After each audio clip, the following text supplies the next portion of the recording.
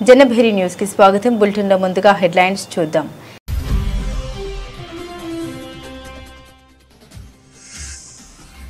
H1B EAD green కార్డుదారులే లక్ష్యంగా America కొత్త rules, భారతీయులపై తీవ్ర ప్రభావం.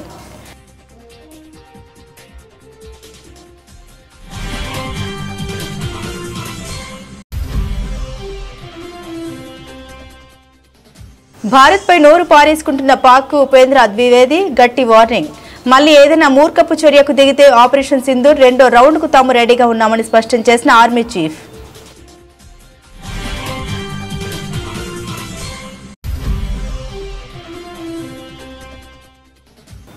బీహార్లో ఫలితాలు ఎన్డీఏకు అనుకూలంగా ఉంటాయన్న అమిత్ షా.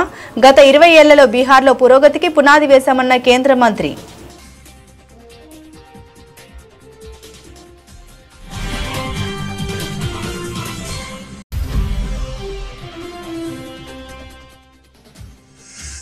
బోరబండలో ఏర్పాటు చేసిన కార్నర్ మీటింగ్ లో పాల్గొన్న ముఖ్యమంత్రి రేవంత్ రెడ్డి.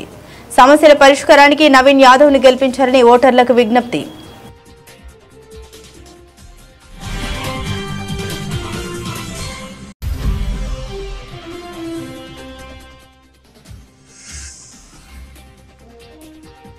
మణుగూరులో ఉద్రిక్తత, బీఆర్ఎస్ కార్యాలయంపై కాంగ్రెస్ కార్యకర్తల దాడి.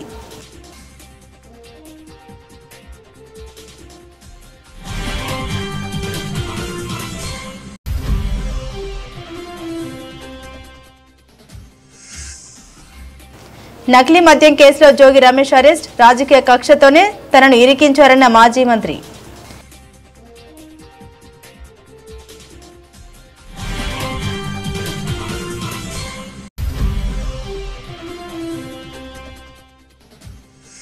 జూబ్లీహిల్స్ రహమత్ నగర్ లో కేటీఆర్ రోడ్ షో.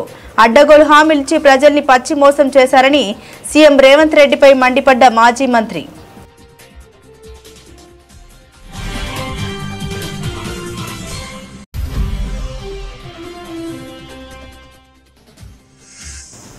కాశీబుగ్గ ఆలయంలో తోపులాట జరిగిన ప్రాంతాన్ని పరిశీలించిన లోకేష్. ప్రైవేటు ఆలయాలపై పర్యవేక్షణకు ప్రత్యేక కార్యాచరణ రూపొందిస్తామన్న మంత్రి.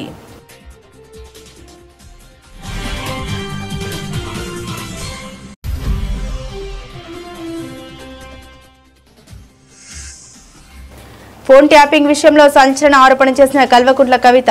తన భర్త ఫోన్ ట్యాప్ చేశారన్న జాగృతి అధ్యక్షురాలు.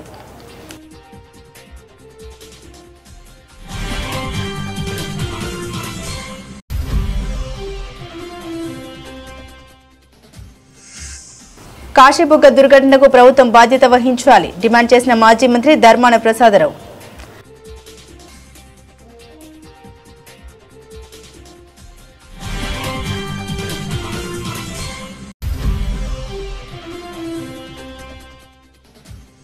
మహిళల ప్రపంచ కప్ ఫైనల్లో భారత్ దక్షిణాఫ్రికా ఢీ.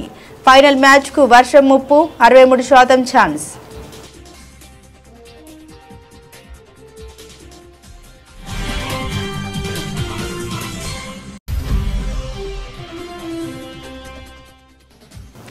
కృష్ణానగర్ కష్టాలు తెలియవు కానీ ఫిలిం నగర్ బాధలు తెలుసు.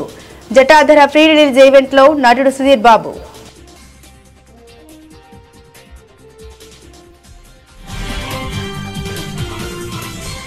అమెరికా అధ్యక్షుడు డొనాల్డ్ ట్రంప్ రెండోసారి అధికారంలోకి వచ్చాక వలస విధానాలపై తగిన కఠిన వైఖరిని మరింత స్పష్టం చేస్తున్నారు. అమెరికన్ ఉద్యోగుల హక్కుల పరిరక్షణ పేరుతో ఆయన తీసుకుంటున్న వరుస నిర్ణయాలు అమెరికాలోని భారతీయ విద్యార్థులు, వృత్తి నిపుణులపై తీవ్ర ప్రభావాన్ని చూపుతున్నాయి. గత 2 నెలల్లో ట్రంప్ సర్కార్ ప్రవేశపెట్టిన 3 కీలక మార్పులు భారతీయ సమాజంలో ఆందోళన రేకెత్తిస్తున్నాయి. Employment authorization document automatic renewal ని రద్దు చేయడం, H1B వీసా ఫీజును భారీగా పెంచడం, గ్రీన్ కార్డుదారులకు పౌరసత్వ పరీక్షను కఠినతరం చేయడం వంటివి ఈ జాబితాలో ఉన్నాయి. ఎలాంటి ముందస్తు ప్రకటన లేకుండా department of homeland security October 30వ తేదీ నుండి ఈఏడీల ఆటోమేటిక్ రెన్యువల్ విధానాన్ని ఆకస్మికంగా నిలిపివేసింది. గతంలో ఈఏడీ రెన్యువల్ కోసం దరఖాస్తు చేసుకుంటే ఆ ప్రక్రియ పూర్తయ్యే వరకు పాత పర్మిట్ పైన ఉద్యోగం చేసుకునే వెసులుబాటు ఉండేది. కానీ కొత్త నిబంధన ప్రకారం ప్రతి రెన్యువల్ కు మళ్లీ కొత్తగా క్షుణ్ణంగా పరిశీలన జరిపాకే అనుమతి ఇస్తారు. ఆఫ్ఘనిస్తాన్తో ఉద్రిక్తత నేపథ్యంలో భారత్పై నోరు పారేసుకుంటున్న పాక్కు భారత army chief general Upendra Dwivedi గట్టి వార్నింగ్ ఇచ్చారు. పాక్ మళ్లీ ఏదైనా మూర్ఖపు చర్యకు దిగితే ఆపరేషన్ సింధూర్ రెండో రౌండ్కు తాము రెడీగా ఉన్నామని అన్నారు. ఆపరేషన్ సింధూర్ 2.0కు భారత సాయుధ దళాలు సిద్ధంగా ఉన్నాయి. ముగ్గురు స్నేహితులు త్రివిధ దళాధిపతులు సాయుధ దళాల్ని ముందుండి నడిపిస్తే మమ్మల్ని ఎవరూ ఎదుర్కోలేదని ఆయన తెలిపారు. మధ్యప్రదేశ్ రాష్ట్రం రేవా జిల్లాలోని సైనిక్ స్కూల్ను సందర్శించిన ఆయన ఈ హెచ్చరిక చేశారు. ఆపరేషన్ సింధూర్ ముగింపు ఎప్పుడో భారత్ తప్ప ఇతరులెవరూ నిర్ణయించలేరని కూడా తేల్చి చెప్పారు. పాక్ తగిన గుణపాఠం నేర్చుకుందని తాము భావించినప్పుడే ఆపరేషన్ సింధూర్ ముగుస్తుందని తెలిపారు. अभी रही बात कि आगे भविष्य में क्या होने वाला है, भविष्य के चैलेंजेस क्या आने वाले हैं, जिसको हम भूखा बोलते हैं. हिंदी में अगर बोलूं तो अस्थिरता, अनिश्चितता, जटिलता और अस्पष्टता. ये चार कुछ ऐसी चीज हैं, अगर आपको सिंपल वर्ड में बोलूं तो आगे आने वाले दिन कैसे होंगे उसके लिए आप और हम किम कर्तव्य विमूढ़. हमें पता नहीं कल कैसे आने वाला है. ट्रंप जी आज क्या कर रहे हैं, मेरे ख्याल से ट्रंप जी को भी नहीं पता होगा कल क्या करने जा रहे हैं. तो कहने का ये मतलब है कि चैलेंजेस इतनी जल्दी आ रहे हैं कि आप जब तक पुराने चैलेंज को पकड़ने की कोशिश करते हो नया चैलेंज सामने आ जाता है. और वही सुरक्षा चुनौतियां जो हैं हमारी सेना के सामने, चाहे वो सीमा पर, चाहे आतंकवाद हो, चाहे प्राकृतिक आपदा हो, या साइबर वॉरफेयर जो नया शुरू हुआ है, स्पेस वॉरफेयर, सैटेलाइट्स वगैरह जो नई चीजें शुरू हुई हैं, केमिकल, बायोलॉजिकल, रेडियोलॉजिकल जो नया शुरू हुआ है, और जो इंफॉर्मेशन वॉरफेयर जिस तरह से अफवाहें फैलाई जाती हैं, जैसे आपने सुना था ऑफ सिंधूर में बोला कराची पे अटैक कर दिया गया है, तो बहुत ऐसी खबरें आई थी जो हमें भी खबर लगती थी कहां से आई है, किसने किया है, हम ढूंढते रह जाते थे. बट कहने का ये मतलब है कि इन सब चैलेंजेस के दायरे में जब आपको थल, नभ, जल और तीनों में काम करना है. బీహార్ అసెంబ్లీ ఎన్నికల్లో ఎన్డీఏ కూటమి విజయం సాధిస్తోందని నితీష్ కుమార్ తమ ముఖ్యమంత్రి అభ్యర్థి అని కేంద్ర హోంశాఖ మంత్రి అమిత్ షా స్పష్టం చేశారు. ఎన్డీటీవీ నిర్వహించిన బీహార్ పవర్ ప్లే కాన్క్లేవ్లో ఆయన మాట్లాడారు. రాజకీయ అవగాహన కలిగిన రాష్ట్రాల్లో బీహార్ ఒకటని అన్నారు. ఈ రాష్ట్ర అసెంబ్లీ ఎన్నికల ఫలితాలు ఎన్డీఏకు అనుకూలంగా ఉంటాయని ఆయన విశ్వాసం వ్యక్తం చేశారు. ఎన్నికల తేదీల్ని ప్రకటించక ముందే బూత్ స్థాయి నుండి పాట్నా వరకు అన్ని పార్టీలు ప్రచారం ప్రారంభించాయని తెలిపారు. గత 20 ఏళ్లలో బీహార్లో అభివృద్ధికి పునాది వేశామని ఆయన పేర్కొన్నారు. నితీష్ కుమార్ పాలనలో రాష్ట్రంలో శాంతి భద్రతలు మెరుగుపడ్డాయని ప్రజలందరూ చెబుతున్నారని అమిత్ షా అన్నారు. नेता ने एक बयान दिया है कि हम बिहार को नंबर 1 बना देंगे. भाई तेजस्वी जी, आप बिहार को किस चीज में नंबर 1 बनाना चाहते हो? नीतीश जी ने बड़े प्रयास से 20 साल में कानून और व्यवस्था ठीक की है. क्या आप बिहार को फिर से अपराध में नंबर 1 बनाना चाहते हो? हत्या में नंबर 1 बनाना चाहते हो? फिरौती और अपहरण में नंबर 1 बनाना चाहते हो? लूट में नंबर 1 बनाना चाहते हो? आपकी ये इच्छा आपके मन में ही रह जाएगी, क्योंकि फिर से एक बार बिहार की जनता एनडीए को चुनने जा रही है. नीतीश कुमार जी और नरेंद्र मोदी की जोड़ी को चुनने जा रही है. घुसपैठियों को मत देने का अधिकार होना चाहिए क्या? मैं जानता हूं आप सभी का जवाब है कि नहीं होना चाहिए. कांग्रेस के नेता राहुल गांधी जी ने बिहार में घुसपैठिया बचाओ यात्रा निकाली थी, क्योंकि ये सभी दल हमारे खिलाफ जो चुनाव लड़ रहे हैं उनके लिए घुसपैठिया एक वोट बैंक है. और मैं मानता हूं कि घुसपैठिया हमारे युवाओं की रोजगारी के बीच में उसको रोजगारी छीनने का काम करते हैं, गरीब का अनाज में हिस्सेदारी लेते हैं. బోరుబండలో ఏర్పాటు చేసినటువంటి కార్నర్ మీటింగ్ లో ముఖ్యమంత్రి మాట్లాడారు. ఈ ప్రాంత సమస్యల పరిష్కారానికి నవీన్ యాదవ్ ను గెలిపించాలని కోరారు. బీజేపీ, బీఆర్ఎస్ పార్టీలు కుమ్మక్కు రాజకీయాలు చేస్తున్నాయని విమర్శించారు. జూబ్లీహిల్స్ అసెంబ్లీ స్థానంలో 3 సార్లు బీఆర్ఎస్ పార్టీకి అవకాశం ఇచ్చారని, ఇప్పుడు కాంగ్రెస్ పార్టీకి ఒక్క అవకాశం ఇవ్వాలని ముఖ్యమంత్రి విజ్ఞప్తి చేశారు. ఈ ప్రాంత అభివృద్ధి బాధ్యతను తాను తీసుకుంటామని అన్నారు. ఇక్కడికి విజయోత్సవ ర్యాలీకి వస్తామని, పీజీఆర్ బోరబండగా నామకరణం చేస్తామని రేవంత్ రెడ్డి తెలిపారు. పీజీఆర్ విగ్రహాన్ని ఏర్పాటు చేసి సమస్యలు పరిష్కరిస్తామని హామీ ఇచ్చారు. జూబ్లీహిల్స్ ప్రాంతానికి అవసరమైన నిధులు ఇస్తామని తెలిపారు. మా బాబా చెప్తున్నారు, అన్న ఈ ప్రాంతంలో పీజేఆర్ గారికి ఎక్కువ మంది అభిమానులు ఉన్నారు. ఆనాడు పీజేఆర్ గారు వివిధ ప్రాంతాల నుంచి వచ్చిన వాళ్లకు ఈడ ఉండడానికి నిలువ నీడిచ్చిండు. ఈ బోరబండ చౌరస్తకు పీజేఆర్ బోరబండ చౌరస్తా పేరు పెట్టమని. తప్పకుండా విజయోత్సవ ర్యాలీకి మళ్ళా ఇక్కడికి వస్తాం. ఈ చౌరస్తకు పీజేఆర్ బోరబండ చౌరస్తా అని పేరు పెట్టుడే కాదు, పీజేఆర్ విగ్రహాన్ని పెట్టించి మీ అభిమాన నాయకుడి విగ్రహాన్ని పెట్టించడానికి, ఈ ప్రాంత సమస్యల్ని పరిష్కరించడానికి నేను మళ్ళా మీ దగ్గరికి వస్తా. ఇవాళ వాళ్ళు ఎవ్వరు ఏం చేసినా, ఎన్ని ఓట్లు వేసినా మళ్ళీ దొంగకు దొరకకుండా పోతారు, తుపాకీ గుండుకు కూడా అందరూ. ఇవాళ కేవలం ఓట్లున్నాయని. భద్రాద్రి కొత్తగూడెం జిల్లా మణుగూరులో రాజకీయ వాతావరణం ఒక్కసారిగా వేడెక్కింది.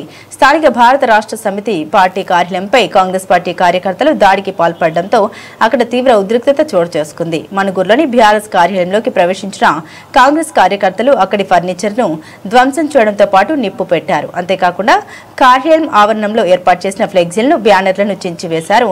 ఈ ఘటనతో ఆ ప్రాంతంలో ఒక్కసారిగా ఉద్రిక్త వాతావరణం నెలకొంది.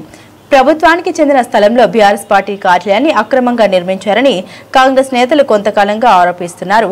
ఈ ఆరోపణ నేపథ్యంలోనే ఈ దాడి జరిగినట్లు తెలుస్తోంది. ఈ ఘటనతో ఇరు పార్టీల శ్రేణుల మధ్య ఘర్షణ వాతావరణం నెలకొంది. సమాచారం అందుకున్న పోలీసులు ఘటనా స్థలానికి చేరుకుని పరిస్థితిని అదుపులోకి తెచ్చే ప్రయత్నం చేస్తున్నారు.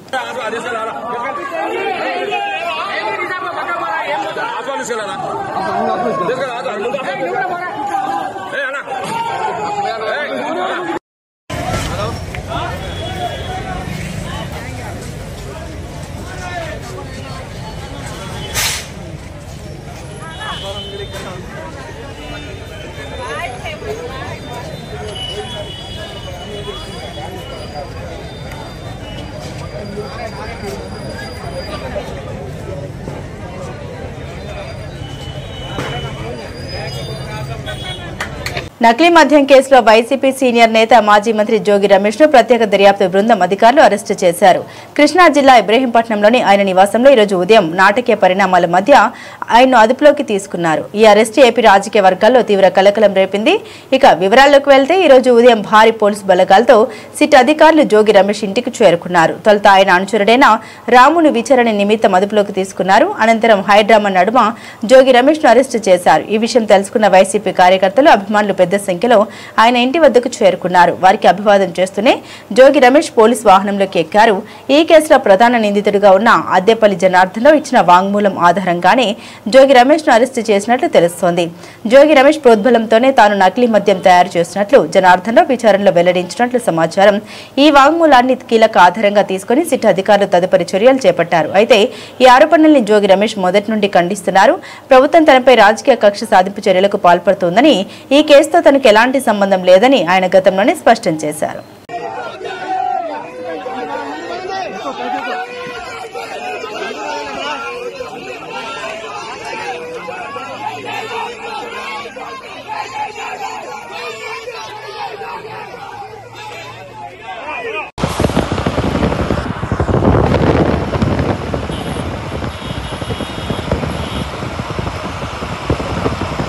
జూబ్లీహిల్స్ రెహమత్ నగర్ లో కేటీఆర్ రోడ్ షో నిర్వహించారు. ఈ సందర్భంగా ఆయన మాట్లాడారు.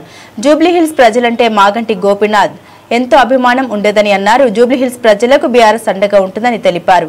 గోపన్నపై అభిమానాన్ని మరోసారి జూబ్లీహిల్స్ ప్రజలు చాటి చెప్పాలని కోరారు. అడ్డగోలు హామీలిచ్చి ప్రజల్ని పచ్చి మోసం చేశారని సీఎం రేవంత్ రెడ్డిపై కేటీఆర్ మండిపడ్డారు. పథకాలను రద్దు చేస్తామని రేవంత్ రెడ్డి బెదిరిస్తున్నాడని విమర్శించారు. అసలేం పథకం ప్రారంభించావు రేవంత్ రెడ్డి అని నిలదీశారు. కేసీఆర్ అమలు చేసిన పథకాల్ని రేవంత్ రెడ్డి రద్దు చేసిండని విమర్శించారు. రేవంత్ రెడ్డి అమలు చేసిన ఏ పథకం చూసి కాంగ్రెస్ కు ఓటు వేయాలని ప్రశ్నించారు. నేను మీకు మాటిస్తున్నా, అయ్యో మా గోపన్న లేడు కదా, మాకేమన్నా అయితే గూండగాల్లో రౌడీగాల్లో వాడో వీడో లట్టుగాడో పొట్టుగాడో సతాయిస్తే ఎట్లా అని మీరు అనుకుంటుండొచ్చు. ఎక్కువ దూరం లేను, నేను కూడా పక్కనే బంజారా హిల్స్ లో తెలంగాణ భవన్ మన జనతా గ్యారేజ్ ఉన్నది. ఒక్క ఫోన్ కొడితే 40 మంది ఎమ్మెల్యేలను ఎమ్మెల్సీలను తీసుకొని మీ రేమత్ నగర్కి వచ్చే బాధ్యత నాది. ఆడబిడ్డ కదా ఏం చేస్తుంది అనుకుంటుర్రేమో. ఆడబిడ్డ అంటే ఆదిశక్తి రూపం. తప్పకుండా సునీతమ్మ కూడా అర్ధరాత్రైనా ఒక అమ్మలాగా ఒక అక్కలాగా మీకు అండగా నిలబడుతుంది. మేమందరం కేసీఆర్ గారితో సహా మొత్తం పార్టీ మీకు అండగా నిలబడుతుంది. భయపడవలసిన అవసరం లేదు. ఏ స్థలం అయితే గోపీనాథ్ గారు కాపాడినరో ఎస్పీఆర్ హిల్స్ లో, ఆ స్థలంలోనే నేను మీకు మాటిస్తా ఉన్నా, బ్రహ్మాండమైన స్టేడియం కడదాం, దానికి మాగంటి గోపీనాథ్ గారి పేరు పెడదాం. ఎన్ని కోట్లు ఖర్చైనా బ్రహ్మాండమైన స్టేడియం కడదాం. శ్రీకాకుళం జిల్లాలో తీవ్ర విషాదం చోటు చేసుకోవడం తెలిసిందే. కాశీబుగ్గలోని వెంకటేశ్వర స్వామి ఆలయంలో ఏకాదశి సందర్భంగా జరిగిన తొక్కిసలాటలో 9 మంది భక్తులు దుర్మరణం చెందగా మరో 16 మంది గాయపడ్డారు. ఊహించని రీతిలో భక్తులు భారీ సంఖ్యలో తరలి రావడంతో ఇది దురదృష్టకర ఘటన జరిగిందని రాష్ట్ర విద్యా ఐటీ శాఖల మంత్రి నారా లోకేష్ తెలిపారు. ఘటన జరిగిన వెంటనే ఆయన కేంద్ర మంత్రి రామ్మోహన్ నాయుడు, హోంమంత్రి వంగలపూడి అనితతో కలిసి హుటాహుటిన ఘటనా స్థలానికి చేరుకున్నారు. ఘటన జరిగిన తీరును అధికారులను అడిగి తెలుసుకున్నారు. అనంతరం పలాసలోని కమ్యూనిటీ హెల్త్ సెంటర్ కి వెళ్లి క్షతగాత్రుల్ని పరామర్శించారు. వారికి ధైర్యం చెప్పారు. క్షతగాత్రులకు అందుతున్న వైద్యాన్ని, వారి ఆరోగ్య పరిస్థితిని వైద్యుల్ని అడిగి తెలుసుకున్నారు. అనంతరం పలస సిహెచ్సి వద్ద నిర్వహించిన విలేకరుల సమావేశంలో మంత్రి నారా లోకేష్ మాట్లాడారు.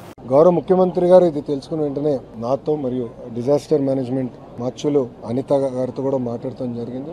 ఇమ్మీడియట్ గా రాష్ట్ర వ్యాప్తంగా ఉన్న కలెక్టర్లకి, ఎస్పీలందరికి కూడా రాష్ట్రంలో ఉన్న అన్ని గుడులకి వాళ్ళ డేట్స్ ఏంటి, వాళ్ళ ప్రోగ్రామ్స్ ఏంటి, గతంలో భక్తులు ఎంతమంది వచ్చారు, రాబోయే రోజులు ఎంతమంది వస్తారు, ముందల నుంచే మొత్తం వివరాలు సేకరించి సీసీటీవీ కెమెరాలన్నీ కూడా ఏర్పాటు చేసి క్రౌడ్ మానిటరింగ్ కూడా టెక్నాలజీ వాడి చేయమని ఆయన ఆదేశాలు కూడా జారీ చేస్తాం జరిగింది. అంతేకాకుండా ఇలాంటి ఘటన, ఎందుకంటే ఎండోమెంట్ కింద ఉన్న గుడులకి ఒక వ్యవస్థ ఉంటుంది, ఒక మానిటరింగ్ మెకానిజం ఉంటాయి. ప్రైవేట్ గుడులు అంటే ప్రైవేట్ వ్యక్తులు గుడులు కట్టినప్పుడు దానికి తీసుకోవాల్సిన జాగ్రత్తలు ఏంటి, గుడి కట్టేటప్పుడు SOPs ఏమేమి పాటించాలి, దానిపైన కూడా చాలా సీరియస్ గా రూపొందించి అది కూడా అనౌన్స్ చేయమని గౌరవ ముఖ్యమంత్రి గారు మంత్రివర్గాన్ని కూడా ఆదేశాలు జారీ చేశారు.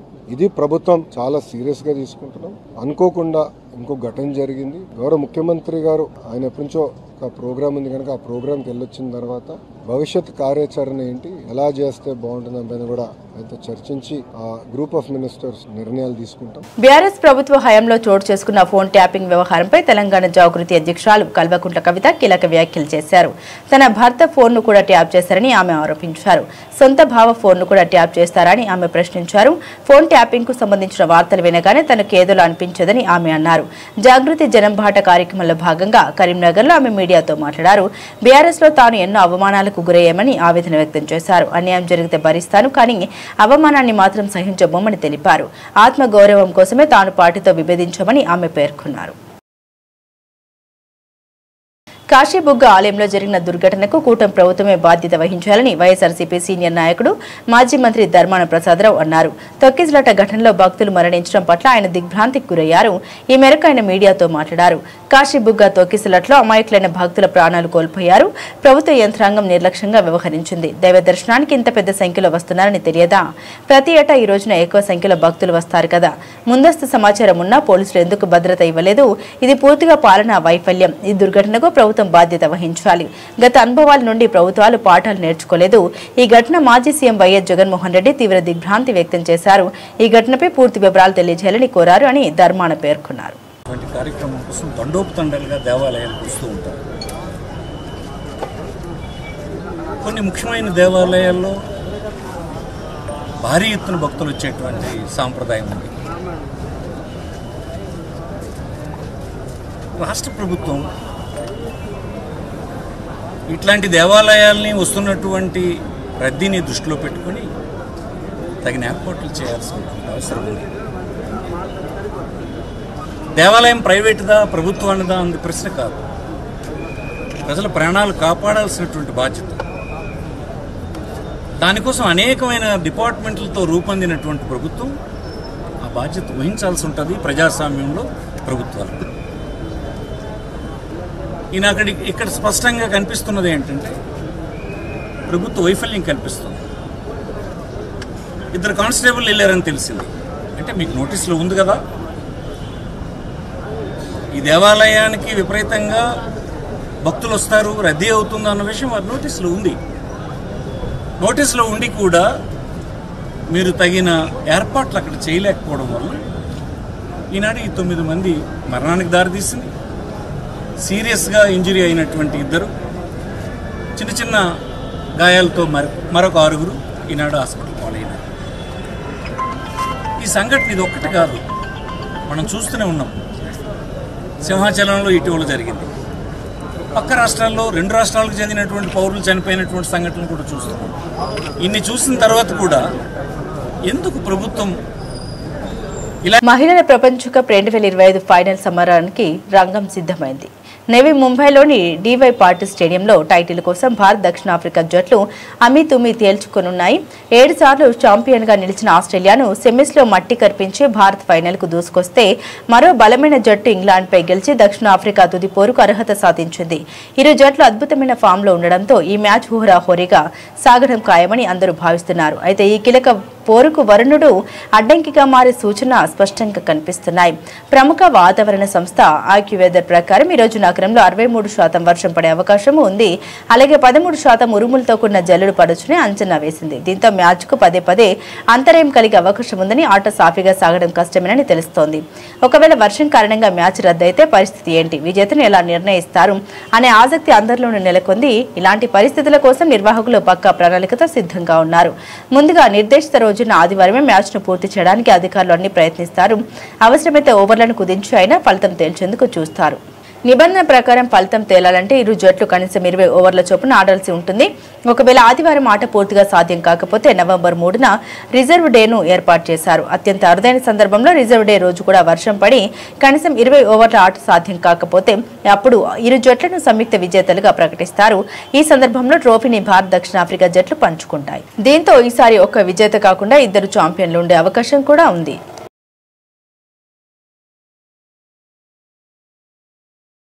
తన సినీ ప్రయాణంలో అవకాశాల కోసం భావ స్టార్ హీరో మహేష్ బాబును ఏనాడు సిఫార్సు చేయమని అడగలేదని నటుడు సుధీర్ బాబు స్పష్టం చేశారు. అందరిలాగే తాను ఆఫీసుల చుట్టూ తిరిగి ఆడిషన్స్ ఇచ్చి అవకాశాలు దక్కించుకున్నామని తెలిపారు. శనివారం రాత్రి జరిగిన తన కొత్త చిత్రం జటాధర ప్రీ రిలీజ్ ఈవెంట్లో ఆయన తన కెరీర్ ఆరంభంలోని కష్టాల్ని గుర్తు చేసుకున్నారు. ఈ సందర్భంగా సుధీర్ బాబు మాట్లాడారు. సూపర్ స్టార్ కృష్ణ గారి అల్లుడిగా మహేష్ బాబు బావగా ఉండడం నాకు గర్వకారణం. అదొక పెద్ద బాధ్యత. అయితే సినిమాల్లోకి రావడానికి చాలా ప్రయత్నాలు చేశాను. ఎన్నో ఆఫీసుల చుట్టూ తిరిగాను. ఏ ఆఫీస్కి వెళ్ళినా మొదట బాగా మాట్లాడి కాఫీ ఇచ్చి ఆ తర్వాత అవకాశం లేదని చెప్పేవారు. నాకు కృష్ణానగర్లోని కష్టాలు తెలియకపోవచ్చు, కానీ ఫిలిం నగర్లోని బాధలు తెలుసు. బస్సులో తిరిగి అవకాశాలు వెతుక్కోవడం తెలియకపోవచ్చు, కానీ కారులో కూర్చుని బాధపడడం తెలుసు. ఇది సానుభూతి కోసం చెప్పడం లేదు.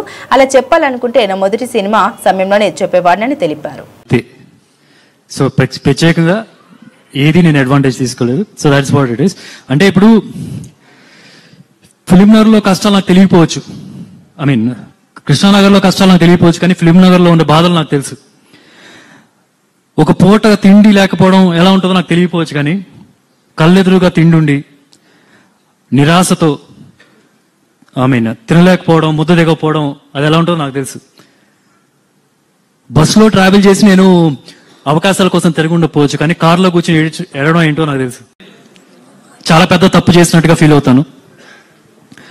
కాకపోతే నేను ముందుండి ఒక స్పోర్ట్స్ పర్సన్ని ప్రయత్నించడమే నేర్పించారు. ఆగిపోవడం అనేది మా అమ్మగారు నాకు ఎప్పుడు నేర్పించలేదు, చెప్పలేదు కూడా.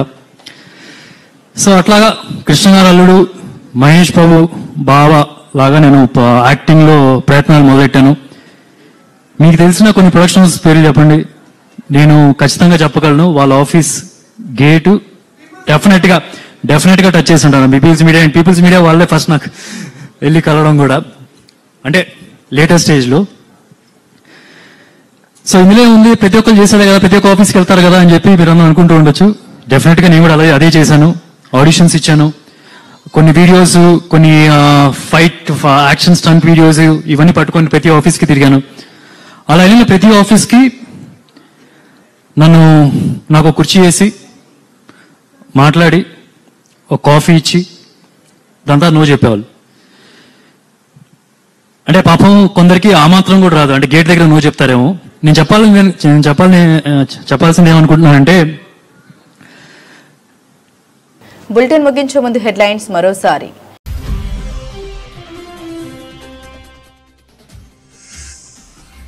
H1B EAD గ్రీన్ కార్డుదారులే లక్ష్యంగా అమెరికా కొత్త రూల్స్, భారతీయులపై తీవ్ర ప్రభావం.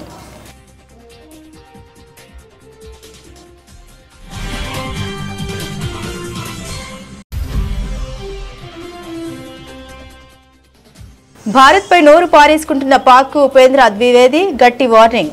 మళ్లీ ఏదైనా మూర్ఖపు చర్యకు దిగితే ఆపరేషన్ సింధూర్ 2వ రౌండ్కు తాము రెడీగా ఉన్నామని స్పష్టం చేసిన ఆర్మీ చీఫ్.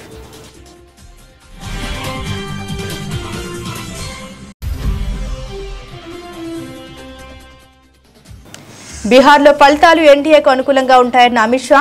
గత 20 ఏళ్లలో బీహార్లో పురోగతికి పునాది వేశామన్న కేంద్ర మంత్రి.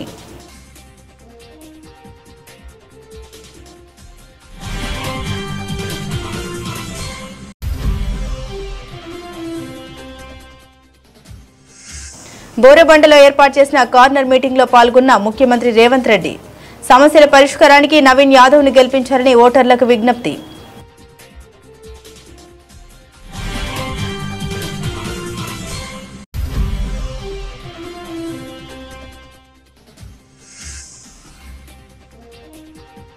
మణుగూరులో ఉద్రిక్తత. బీఆర్ఎస్ కార్యాలయంపై కాంగ్రెస్ కార్యకర్తల దాడి.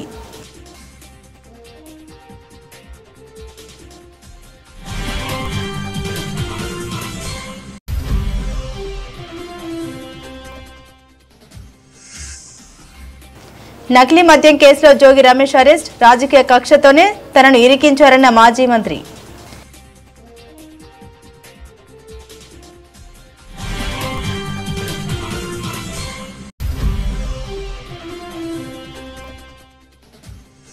జూబ్లీహిల్స్ రహమత్ నగర్ లో కేటీఆర్ రోడ్ షో.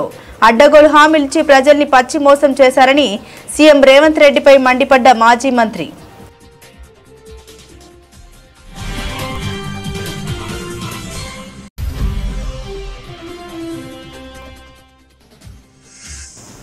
కాశీబుగ్గ ఆలయంలో తోపులాట జరిగిన ప్రాంతాన్ని పరిశీలించిన లోకేష్. ప్రైవేట్ ఆలయాలపై పర్యవేక్షణకు ప్రత్యేక కార్యాచరణ రూపొందిస్తామన్న మంత్రి.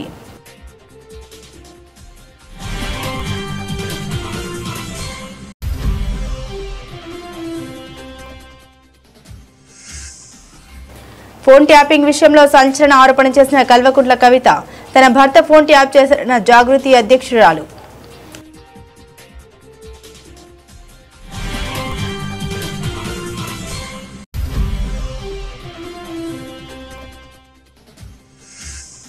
కాశీబుగ్గ దుర్ఘటనకు ప్రభుత్వం బాధ్యత వహించాలి డిమాండ్ చేసిన మాజీ మంత్రి ధర్మాన ప్రసాదరావు.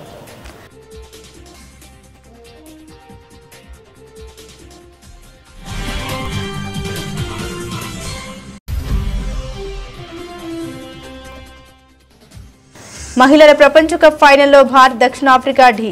ఫైనల్ మ్యాచ్ కు వర్షం ముప్పు, 63% ఛాన్స్.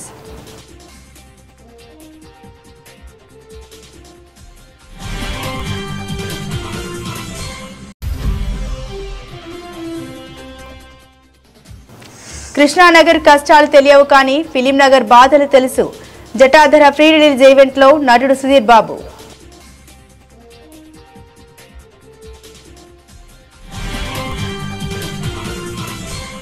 ఇవి బులెటిన్ లోని విశేషాలు. తిరిగి మరో బులెటిన్ తో మళ్ళీ కలుసుకుందాం. అంతవరకు సెలవు. నమస్కారం.